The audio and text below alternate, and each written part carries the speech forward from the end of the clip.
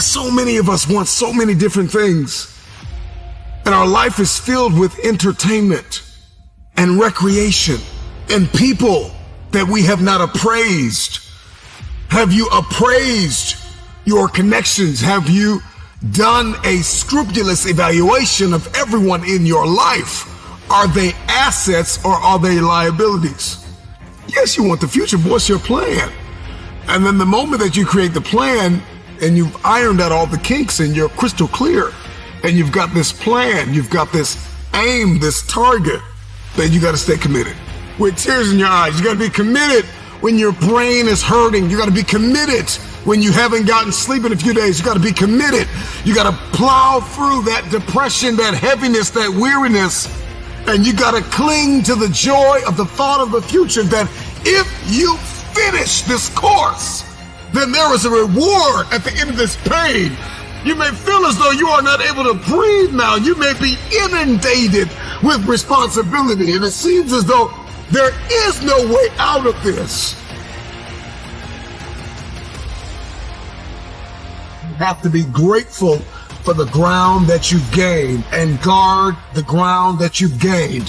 Celebrate the small wins. If we keep looking at the big picture, if we keep looking at the end game, if that's all we fix our eyes on, then we'll get off kilter. We'll lose our footing and we'll walk around discouraged because you're not going to just wake up in one day and fulfill destiny. It's the process that's perfecting us. It's the ins and the outs and the nuances. It's the song and the dance between destiny and the journey and the process and the promise. And we've got to learn how to execute the day. Give us this day. We've got to learn how to execute the day that you conquer the day.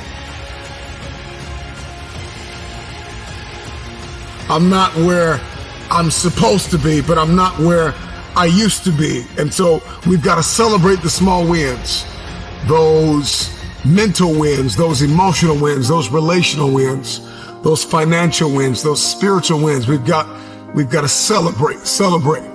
And then we've got to be kind, not only to others throughout our process, but we've got to be kind to ourselves. The problem with many of us is that we're not kind to ourselves. Be kind to yourself.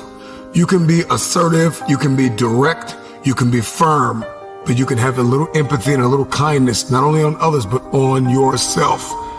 Because the truth of the matter is you are not going to always feel like doing what you were designed to do. Okay? And so we've got to condition ourselves for the stretch. With gratitude, we're going to need that coupled with patience. The future takes time to manifest. The future takes time because you are beautifully equipped to get the results you are currently getting, and there are some bigger results that you are after. And in order to get those results, in order to manifest that very specific future, you're going to have to acquire a different set of skills, a different work mentality. It's going to require you to become a different version of yourself. Elevation is all over you. Okay, next, you got to seize the opportunity. There are so many opportunities for you to grow, so many opportunities for you to learn, so many opportunities for you to share, for you to give, for you to understand, for you to think, for you to be quiet, for you to speak. And you've got to know when to do, what to do, why to do. This is the paradigm of the future. The future has a specific paradigm that you have to execute. You have to walk in this.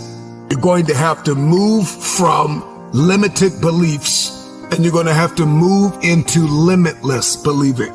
You have to know your boundaries, establish your guardrails. You got to know your weaknesses and your strengths.